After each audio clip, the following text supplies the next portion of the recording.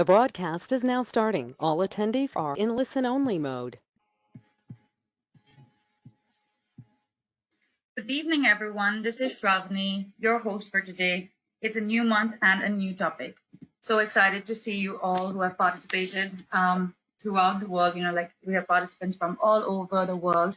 And I'll give you a brief about, who are your attendees. So we've got people from battery manufacturers, automobile manufacturers, academia and research, government and policy, just name it and we have it. So welcome all of you. I see a lot of old and regular faces, but we see a lot of new participants joining us as well. So welcome to the webinar again.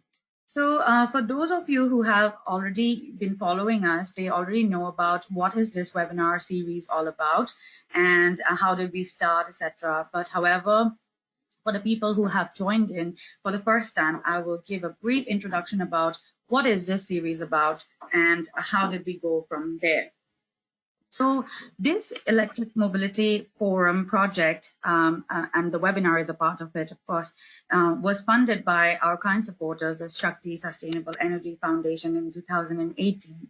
So at that point of time, India was just, like in the thoughts of bringing in electric mobility as a sustainable means of transport in respective cities and states.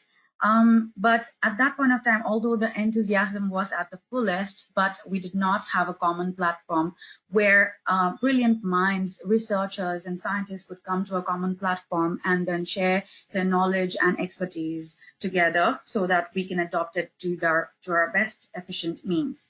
So we came up with 3 simple yet effective steps with our intention of accelerating the adoption of electric mobility in our states and cities. So one was convenience, which means that we do a lot of focus groups and roundtables and workshops around thematic areas revolving around electric mobility.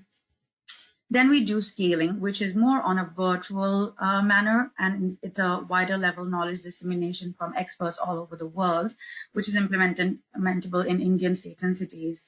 And we also have a monthly newsletter called EV Connect. If you haven't checked it already, do give it a shot. The third one is mentoring. That means we do help state governments by giving them technical expertise.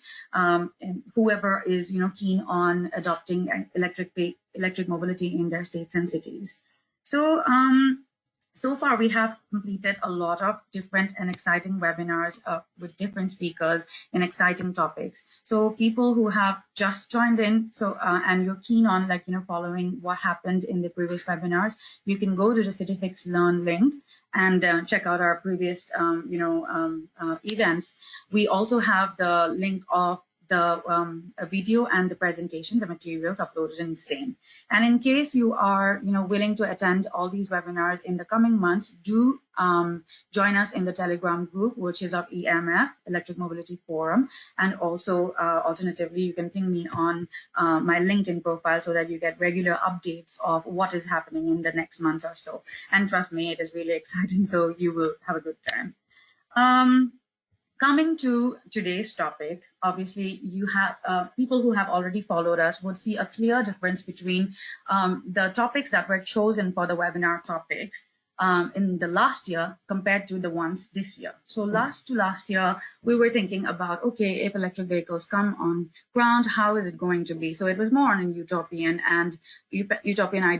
idea depending on different kinds of estimations and projections and scenarios, while the government was taking their different kinds of steps to accelerate this. But this year and comparatively in the last year, we have seen some great developments in terms of the fleet size and enthusiasm and the acceptability of the people as well, where we see there is a good amount of electric vehicles running in Indian states and cities.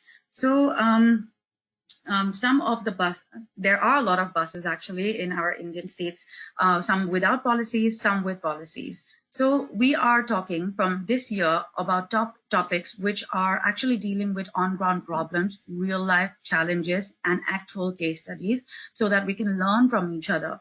So we try to bring in experts from all over the world, honestly, and learn from them by not only just copy pasting their ideas, but also seeing how is it implementable to Indian states and cities, because obviously India is diverse and it has its own specialities and characteristics, so it needs custom-made problems and solutions.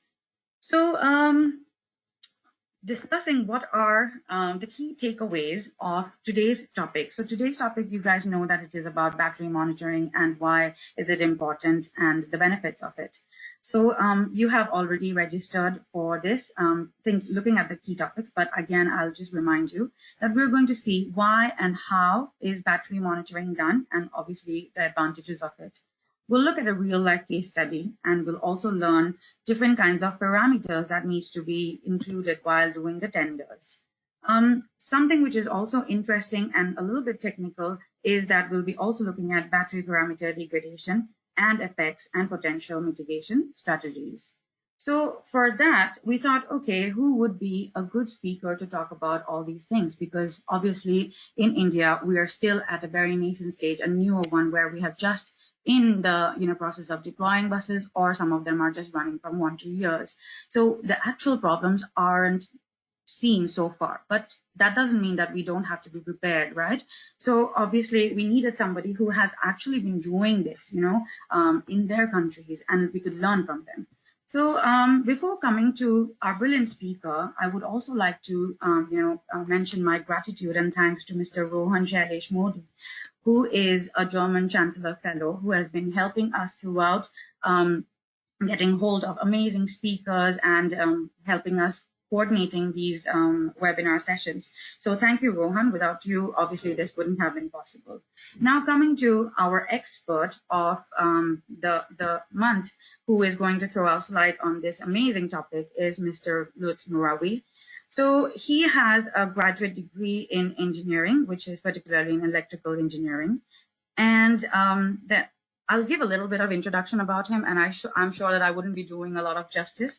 So I would request him to introduce him and his company as well whenever I will be transferring him to the speaker mode.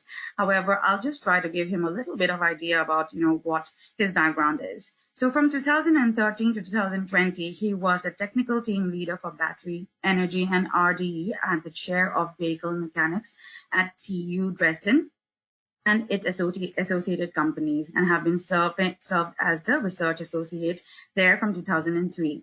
His early research focus was in the field of energy management and modeling and simulation of car power net components. And for the last 10 years, his main focus was measurement-based investigation and modeling of electrochemical storage systems with a focus on dynamical behavior and aging effects under real-life conditions.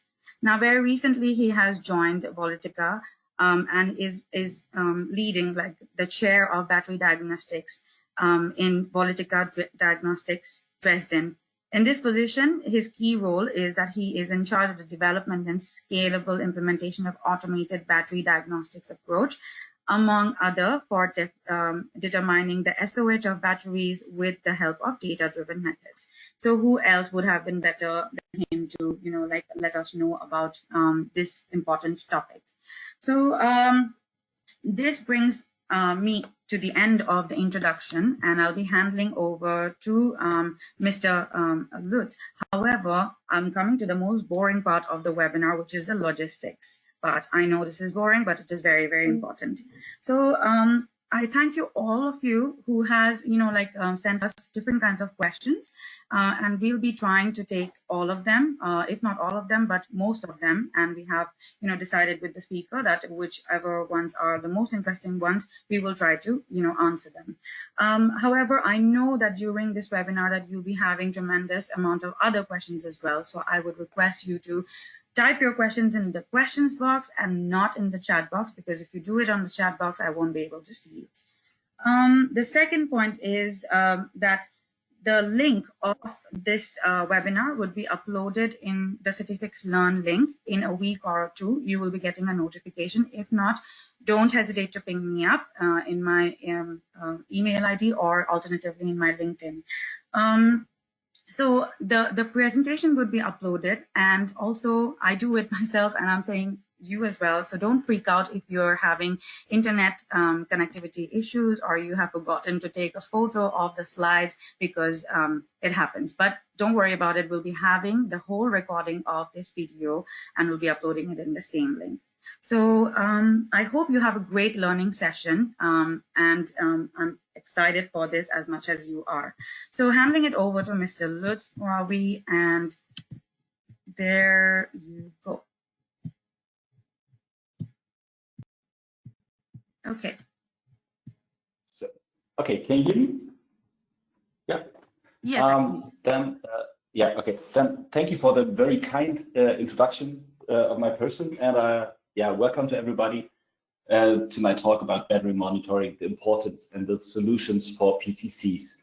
So just to give you a brief overview where I come from, besides my own history, I would just give you a few key facts for the Volytica Diagnostics, because I'm relatively sure that you don't know the company, because it's founded just a year ago, end of last year, by Claudio Siele and Sebastian Stoll, which are both experts in their field of knowledge. So Claudio Siele was about 5 years a group manager of battery diagnosis at Fraunhofer, which is a very well-known institute for electromobility in Germany.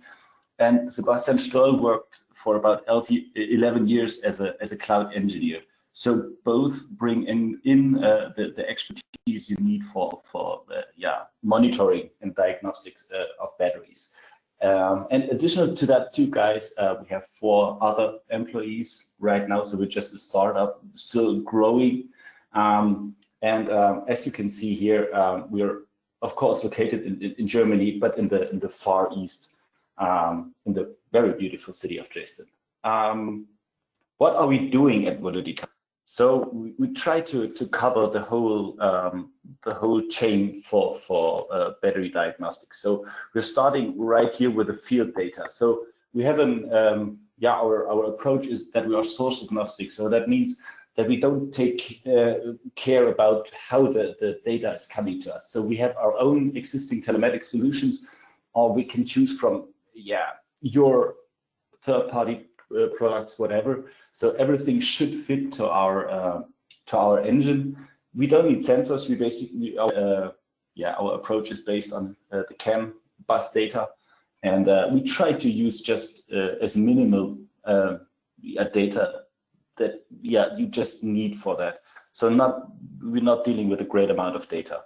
And then the heart of our solution is the so-called VDX engine. This is just a cloud-based scalable software product, which you could at various levels plug and play to your solution. And there we store the data, and there we also evaluate the KPIs, which are actually the third part of our solution.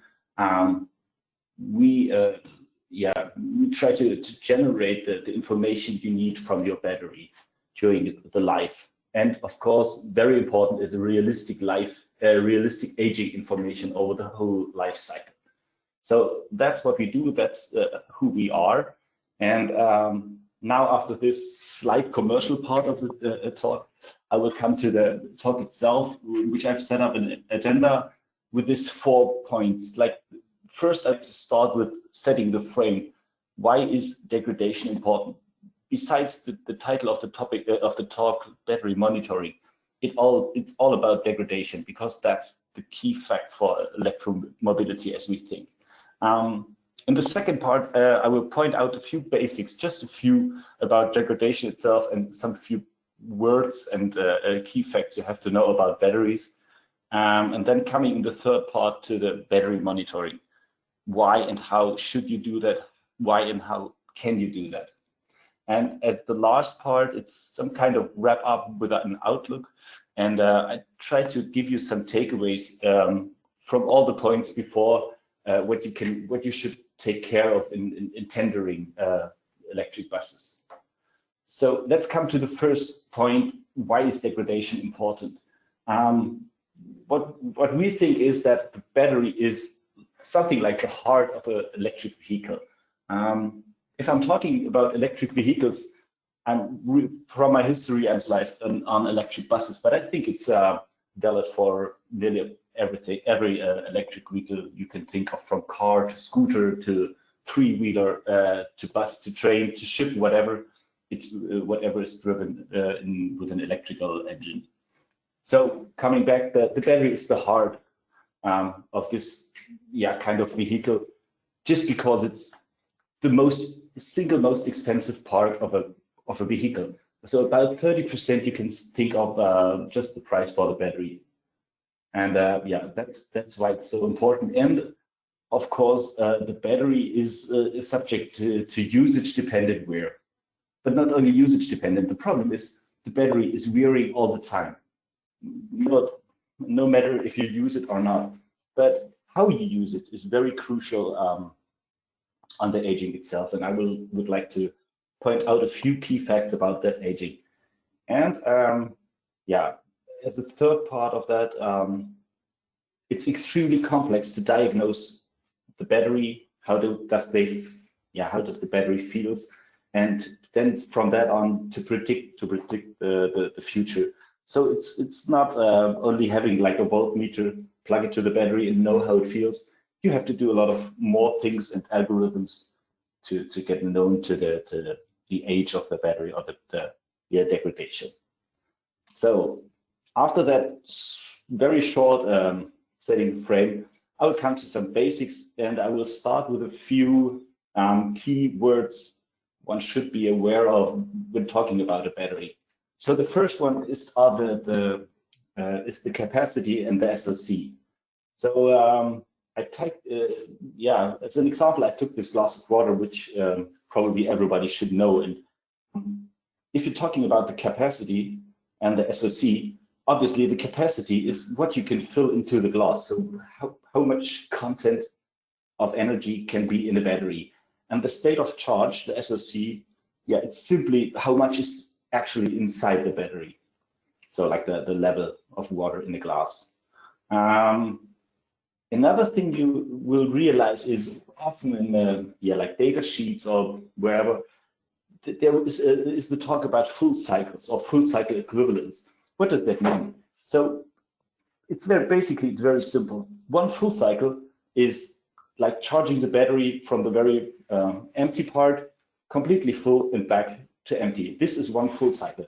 Of course, it's also valid vice versa if you go from the full battery to the full battery again. And quite easy to understand, I think, the point of the half cycle or 0.5 full cycle equivalents. This means that you simply use a SOC swing of about just 50%. And going on with that kind of definition, if you're talking about one full cycle equivalent, actually you don't know what really happens to the battery. Is it one full cycle or is it two half cycles? Anyway, full cycle equivalent just means a value for how many energy or how many amp hours are went through the battery during a certain amount of time. And then another word or other words you might come across is the usable capacity and some kind of displayed SOC. What does that mean? This full amount of capacity in a battery you probably won't use because of the degradation issues. So at least the OEM reduces the usable C range from the top and from the bottom by a certain amount. And that means that you actually have a reduced usable capacity even for a new battery. And of course, you have some kind of displayed SOC, because in your bus you will see the battery is charged from 0 to 100%, and they will show you only we call it displayed SOC. Anyway, some further terms and wordings I think one should know if one talks about a battery is that the first thing is nominal capacity, which means this is the amount of charge that can be discharged from a battery, nominal current at the nominal temperature. So it's some kind of scientific or laboratory value, but it's it makes the batteries comparable to each other. So just remember, nominal capacity is just, as the name says, something nominal. And then you have the actual capacity. This capacity is the one that the system can, which is available to you, and it depends on things like the current, so how fast you discharge the battery, at the temperature, then also at the time pattern. Do you have breaks in between charging phases or something like that? And of course, that's why we are talking here. It depends on the age of the battery. So even if a battery has a nominal capacity of like 40 amp hours, if it's aged, capacity will reduce. And the last thing worth to mention is the so-called C rate you come across if you read about batteries. This is a normalized current to the capacity. It sounds maybe weird, but the reason is that you can, you have a related to the capacity, so you can compare different batteries with each other at one certain current. So as an example, I think it's very easy. If you have, for example, a battery with 3.5 amp hours, 1 C means that the current is about 3.5 amps. And yeah, easily to calculate, 10 C means 35 amps. I think, this is to compare a battery. If you have a battery with like 40 amp hours, it might be easier for this big battery having 10s than for this small one. Okay, going a bit more into the behavior of a battery or how to use a battery. So the first thing you have to know is that, obviously you need to charge or recharge the battery if it's empty. And the question is how to do that.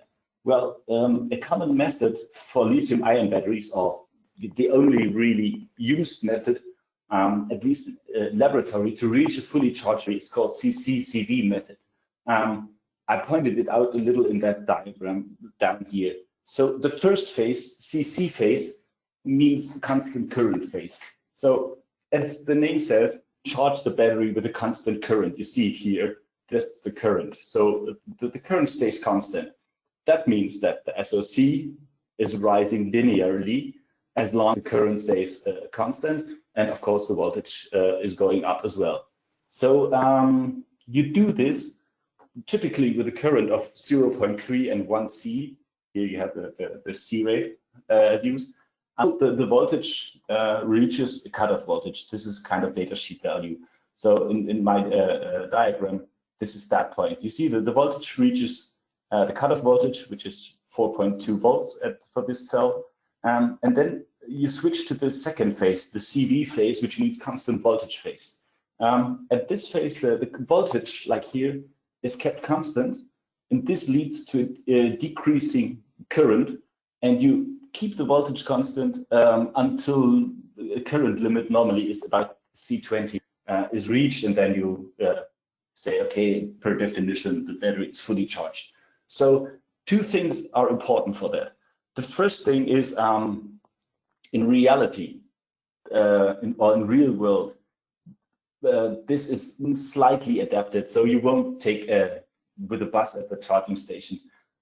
It's far too complex to keep this very strictly, so they will adapt it a little. But the second thing which might be a bit more important, you see, with the full power or the full C rate, you can't charge the battery to the upper limit.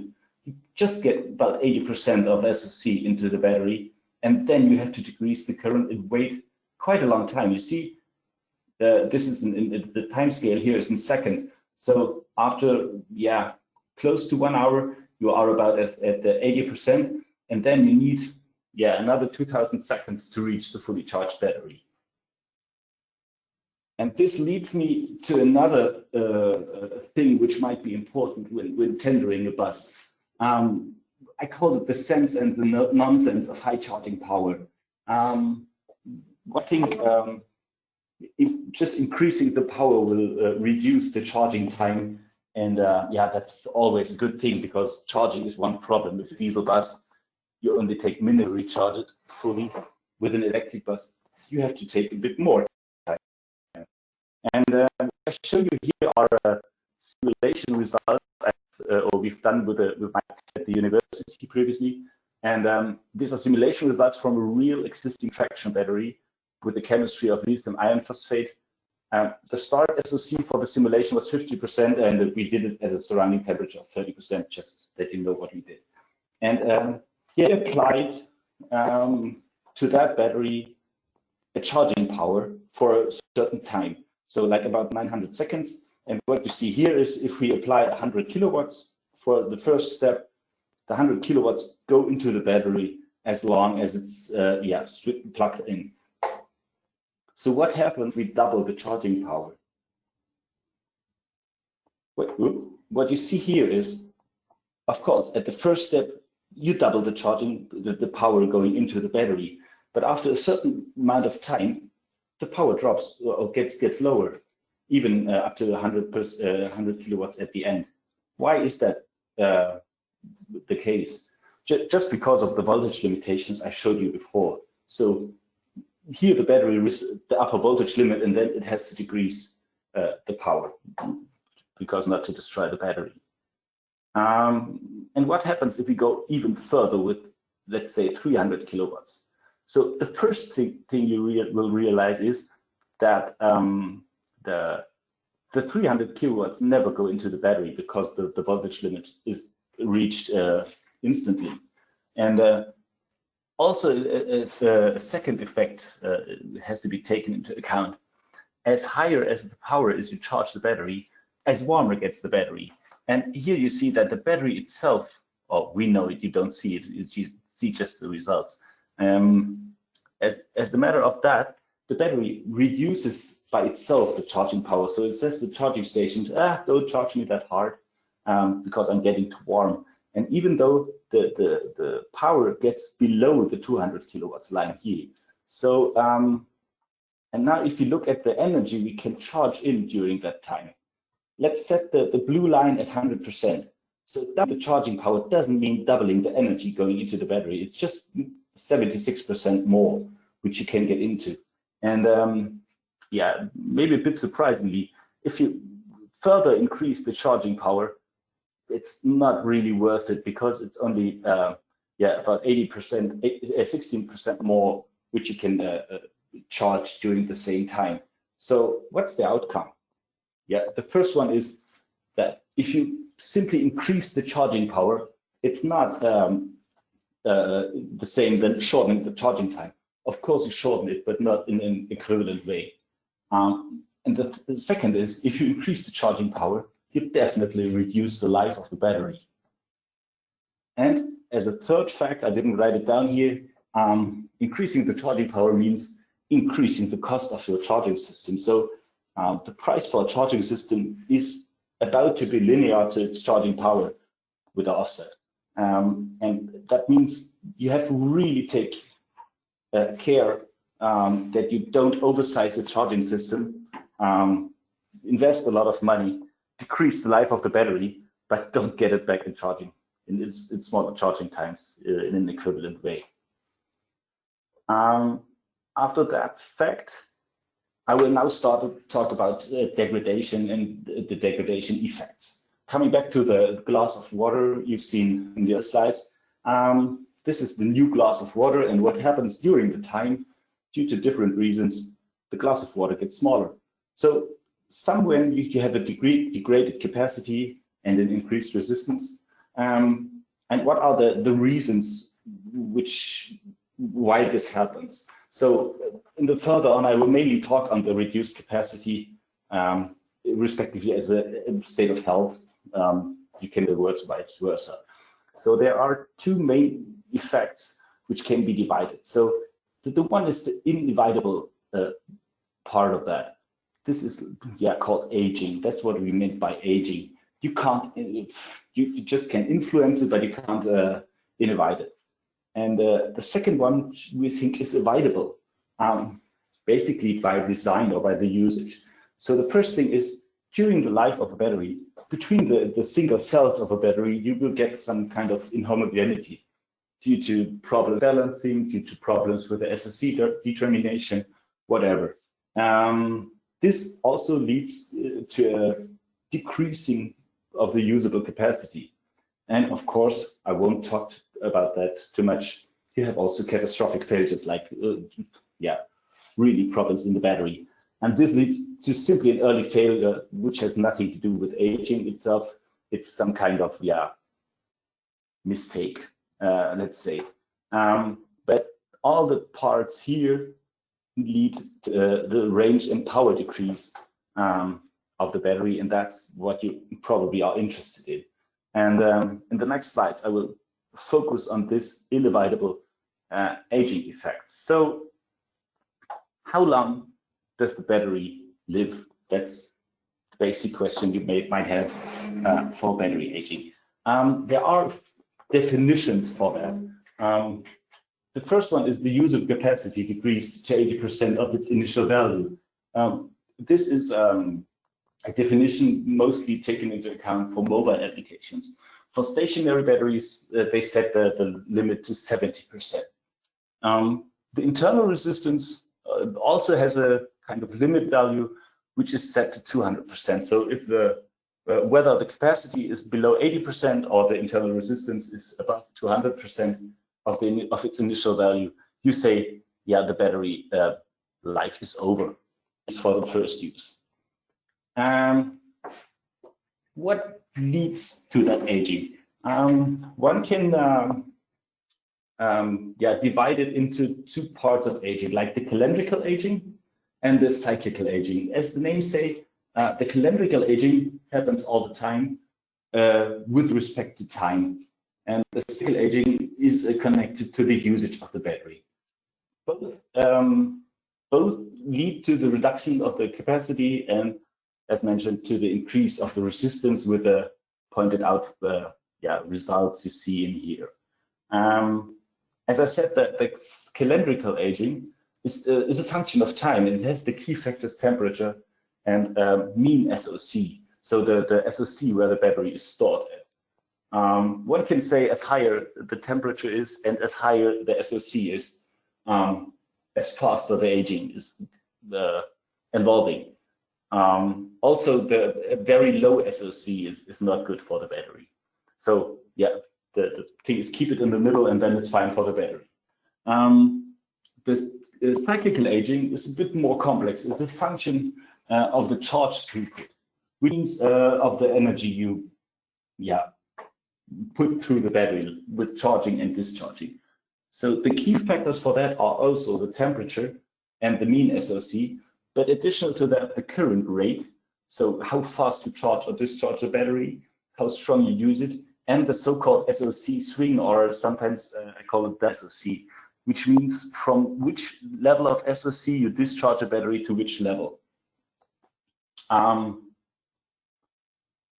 And there's another fact one should be aware of. I would like to point that out at this slide with a diagram showing measurements my colleagues from Fraunhofer Institute did over the past years. You see here a laboratory measurement for a single cell type which is kept constant at 25 degrees Celsius. And with the different operating conditions, so as I said, current rate, SOC, swing, and mean SOC, they aged the battery, or they looked at the aging of the battery under these conditions. And what can be seen here?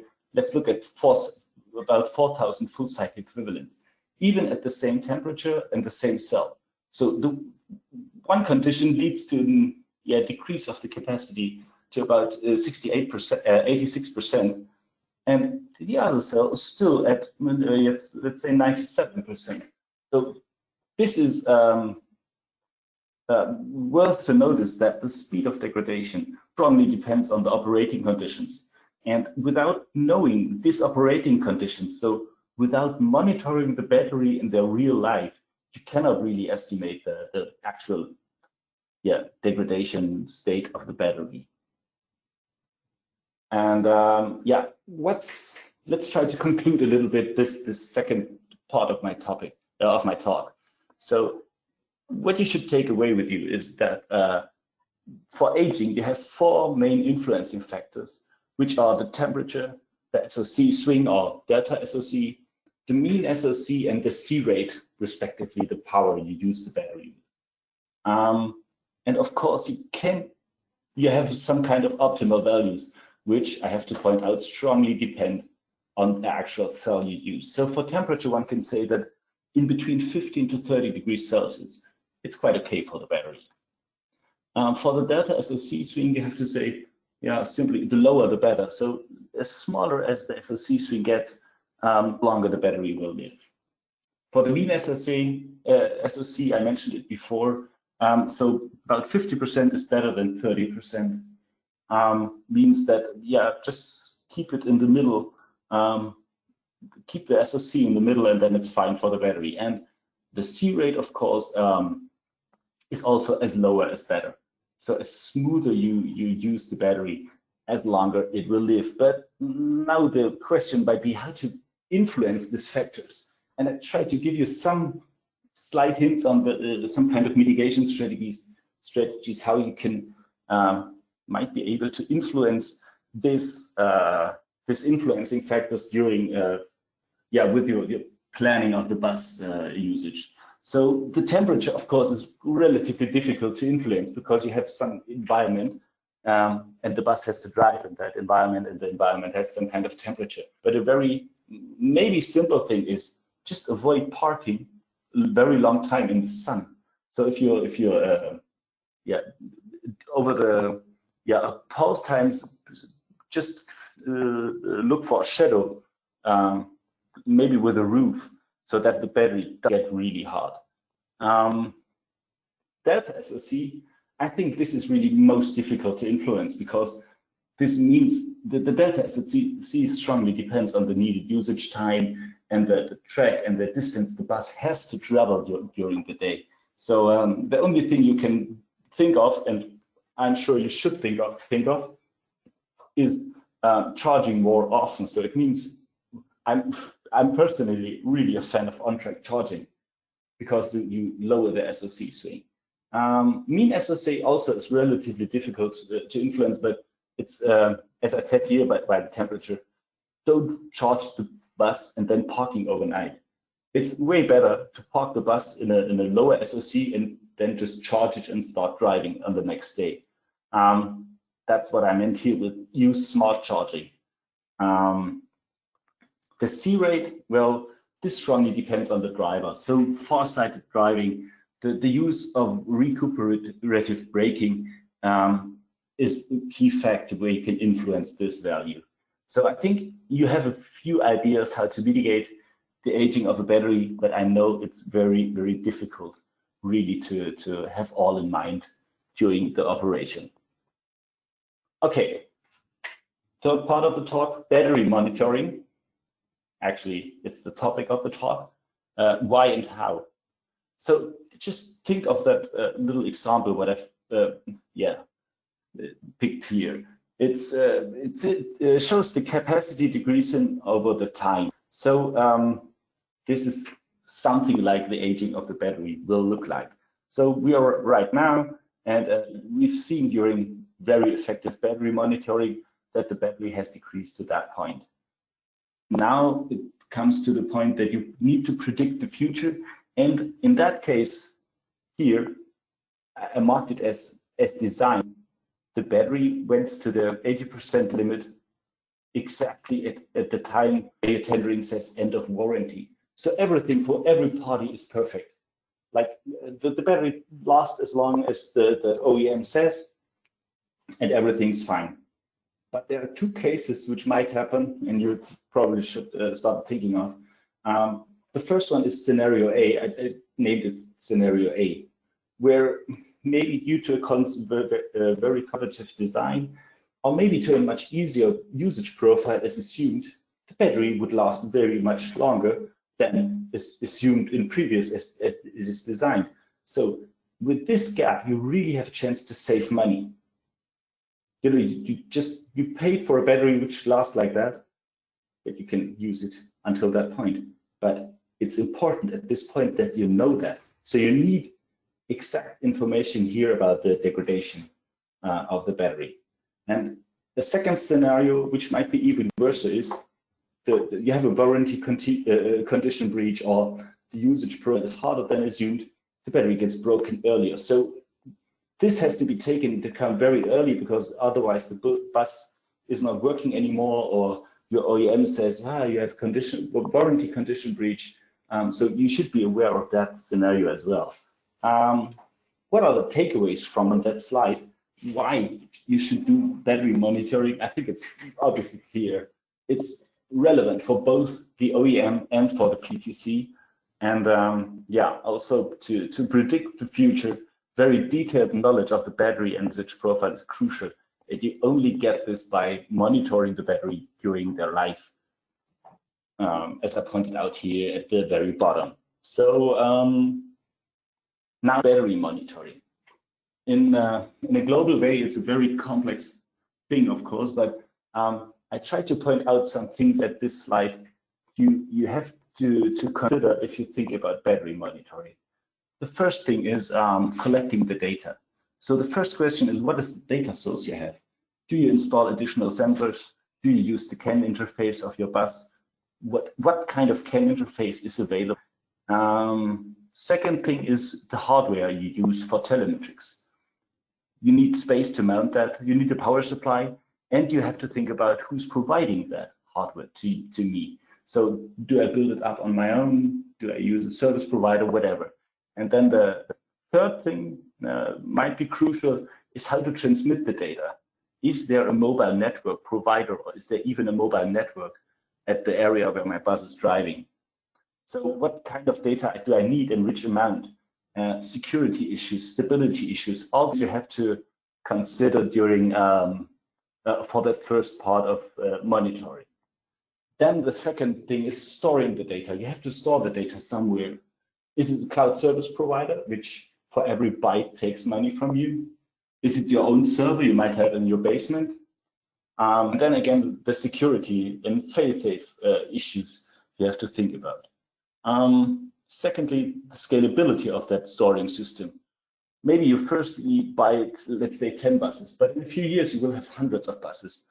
You need to store all the data from all the buses, so you need a scalable solution. And also you have to think of what speed for the data is needed, like latency things, evaluation periods. Is real-time view needed? If you need a real-time view for data, it's much more cost and technology expensive than if you say, okay, only once a week I look at the data. And last but not least, of course, evaluating the data.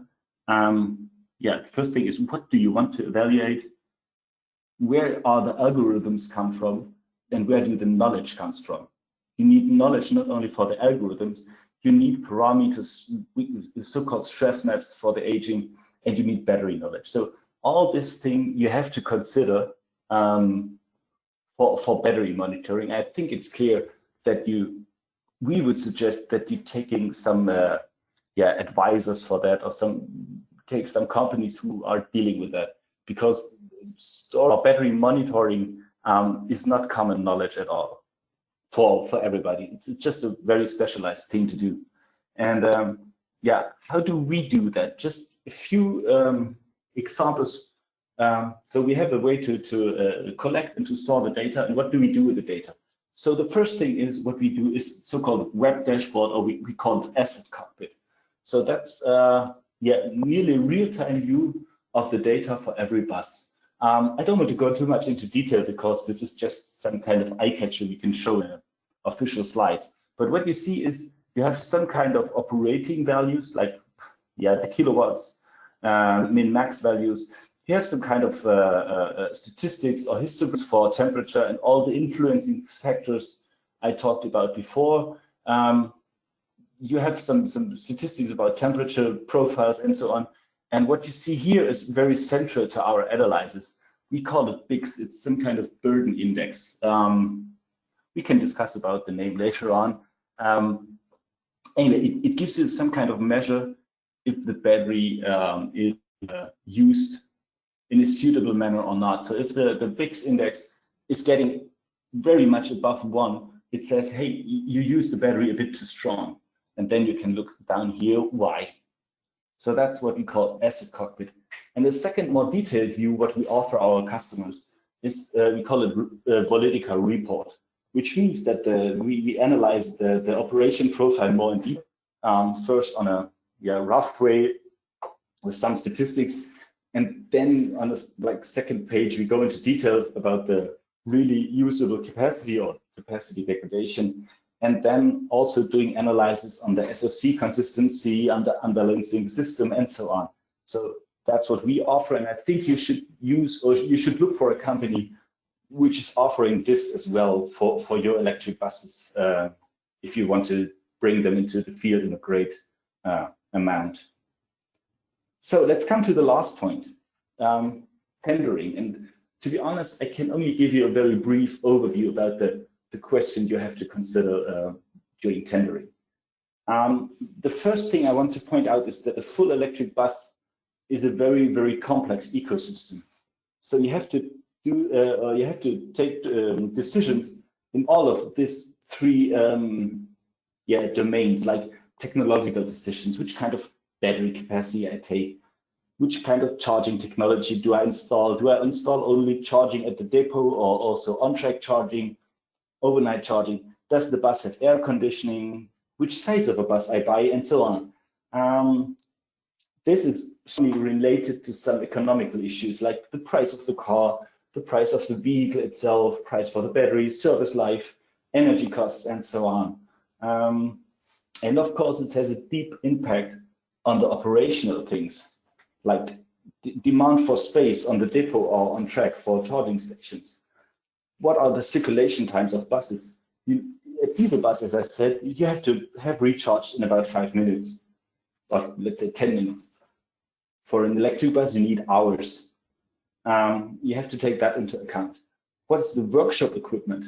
Do I make repairs on the battery? You need high voltage experts, and so on. All the things you have to think about. And that's the worst thing about that.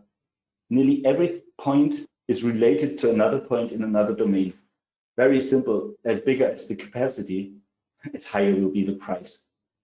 And all these points have to be considered together. So that's some kind of advice I would like to give you. There's a strong need for experts and consultants. So I don't say because we are consultants. We are no consultants. We're just offering the battery monitoring. But if you want to do it right, you need these experts, as the VRE forum might offer you as well. So coming to some basic takeaways from my talk, and that's the very end of my talk. The first thing, as I mentioned just before, be aware of the very complex ecosystem full electric bus. If it's not only buying an electric bus and replacing it, at least if you want to do it right. And as I also said, every single decision has a strong impact on other points you have to decide. So take the helping hand of experts. Third thing is look out for an intelligent charging control system. So with that, you can enhance the battery life, reduce energy costs, and reduce also infrastructure costs. But this is, I can't go more into detail with that because it's it's the point of an own talk, I think. The evaluation of the battery aging or degradation is a very, very challenging thing to do. And from knowing the actual state of health to predicting the end of life, it's very challenging, and we try to cover a part of it as Volytica. So, this prediction and evaluation can only be done by detailed monitoring during the whole life of a battery. It's not like go to the bus for about 5 minutes, measure something, and then you know the age. This won't work. I think you should discuss with the OEM you buy the bus from. Is some kind of minimum data set for the monitoring, which should be provided by the OEM. This is something that the minimum, I talk about battery voltage, the current, the mean temperature, and maybe the average state of charge. In addition, you can think of lowest and highest cell voltage and things I've written down here. And if you discuss with the OEM, you can point out that that monitoring the battery can be a win-win situation for both, also for the OEM, because he knows how you use the bus, and for the next generation of buses, he can design much better buses.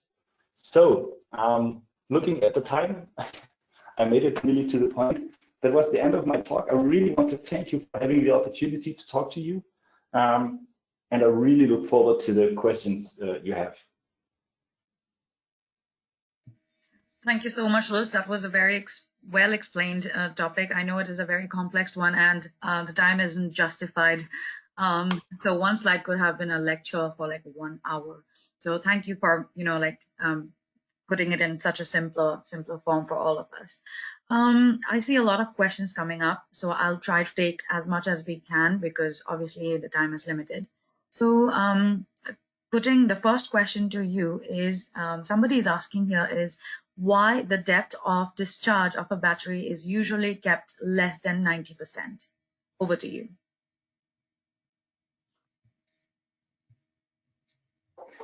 This is quite a good question. I come across this topic a little on that slide. This is the reduced range that the person is talking about.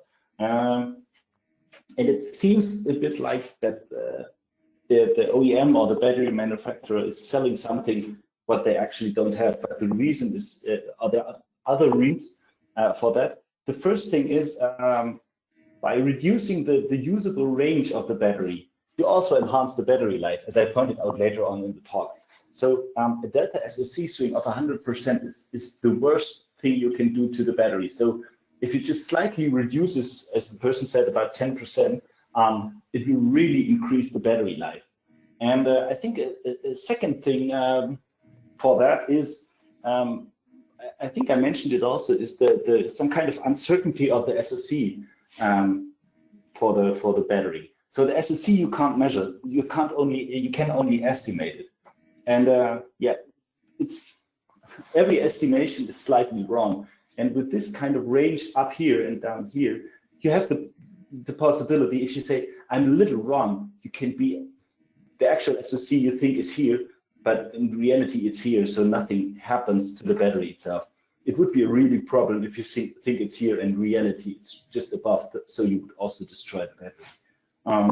I hope this was an answer on that question. That's quite interesting. Thank you. So that brings to the second question. Are the key factors and parameters that are required to know battery performance? Actually, a battery has only 2 key parameters, which comes out of their electrochemical, let's say, history. It's the capacity and the internal resistance. But for the real life, there are some kind of practical factors as well, which are strongly related to avoid strong aging.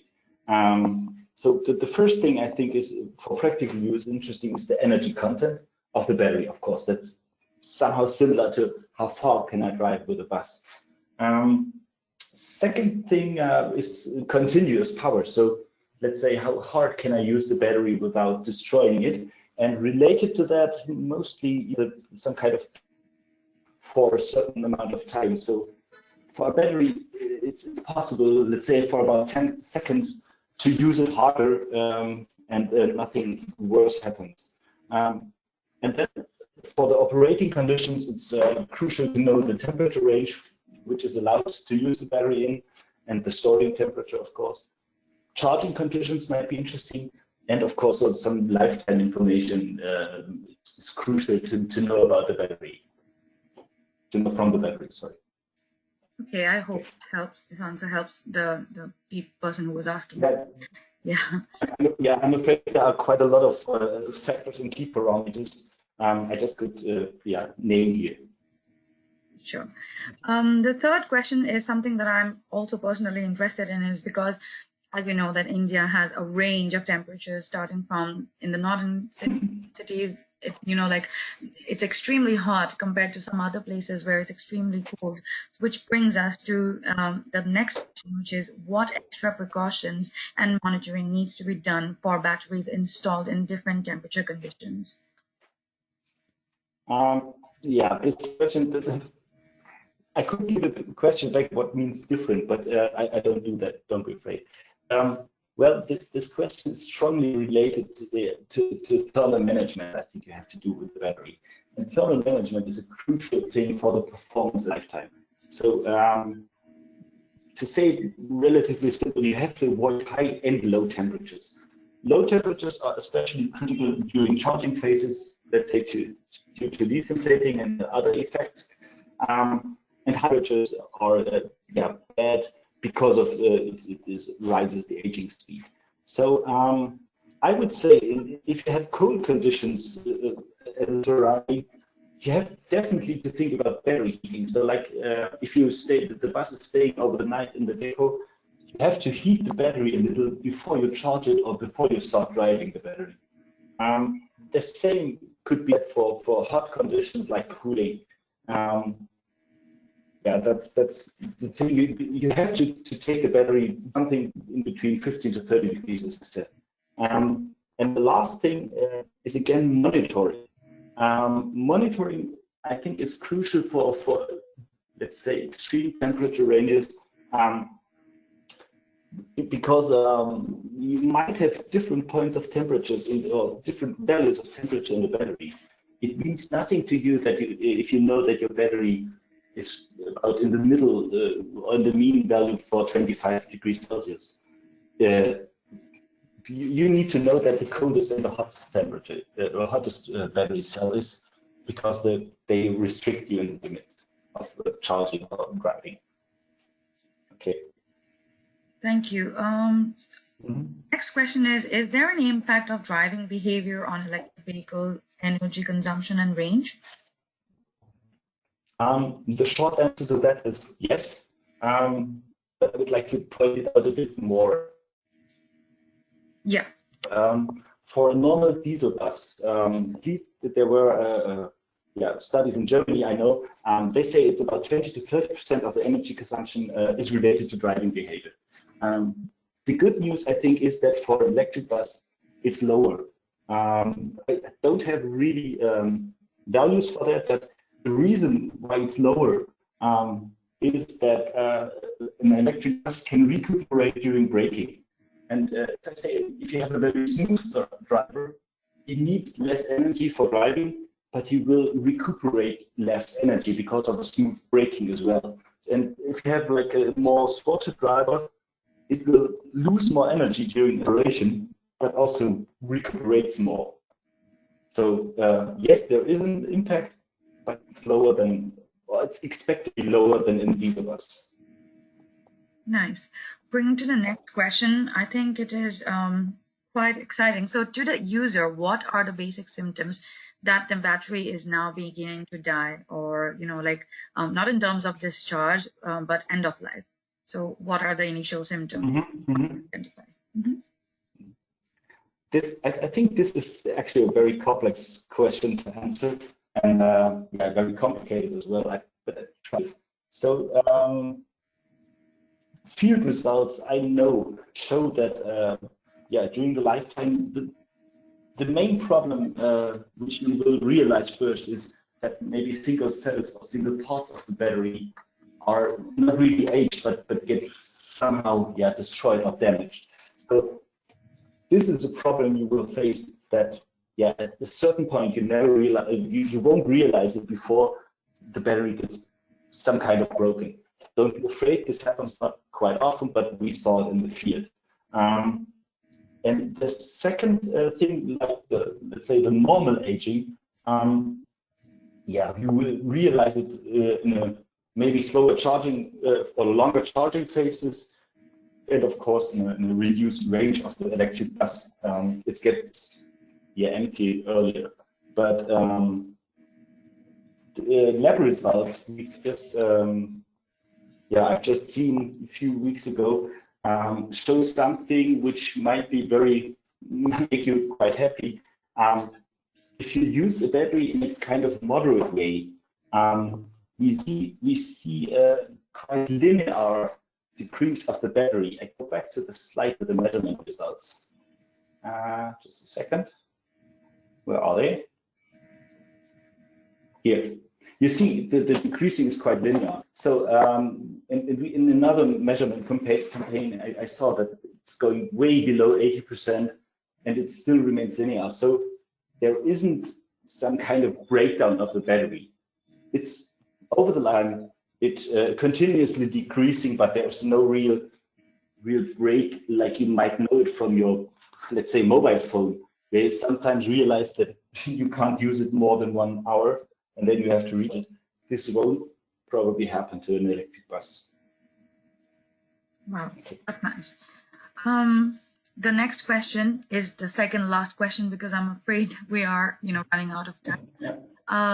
The second last question is, how can we implement AI or ML in monitoring algorithms to provide more accurate information of SOC and develop independent models for a vehicle? Obviously, this is a question keeping in mind that different drivers have different driving characteristics, as you've already mentioned. So yeah, that's the question. Over to you. Well, in general, I think machine learning or artificial intelligence is a very interesting way of modeling systems we actually don't really understand, or we don't have all the parameters we need to model it precisely. And as it's in other fields of research or whatever, it's crucial to have a high amount of data and a high amount of reliable data. So I'm back on battery monitoring in real life conditions. Then I think machine learning can really help us to improve existing models or methods like degradation tests and so on. Even we at Volytica, we use machine learning things for determining the actual state of health of a battery. So it's definitely putting research into it. But as I said, it's highly related to the data you have. The colleague of mine always says, if you put crap in, you get crap out, and that's here the right. Okay. This brings us to the last question. So this person asked, please explain various types of tests for battery evaluation, and also if you could emphasize about the tests for validating the batteries. Okay. Yeah, there are quite a big variety of tests out in the field, and one main problem might be that to compare the tests with each other. But there are some basic tests which lead to the values in the data sheet for a battery you might find. So the first one is just the capacity test. What is a capacity test? You store the battery at 25 degrees Celsius.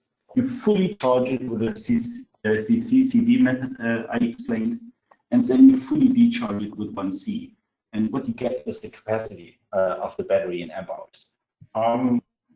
That's a very basic thing. Then there are some dynamic tests also for getting the internal resistance. And what might be interesting, if you or some laboratories in the world compare batteries or battery cell types with each other by dynamic power tests. There is a great variety in the field, and these are more like, consumer related, I would say. You know, the capacity is to some value you will never reach in your real environment. But the real life tests, as I said, like dynamic power tests and so on, they could really help you to understand the battery performance.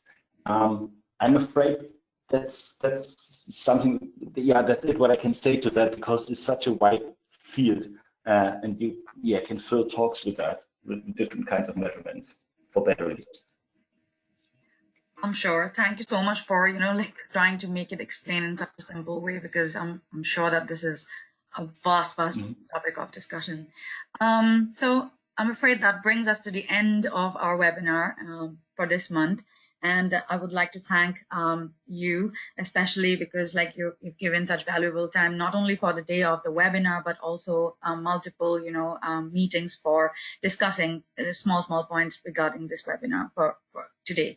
My heartiest thanks to Mr. Rohan as well, who has been a key person who has helped us throughout this webinar's arrangement.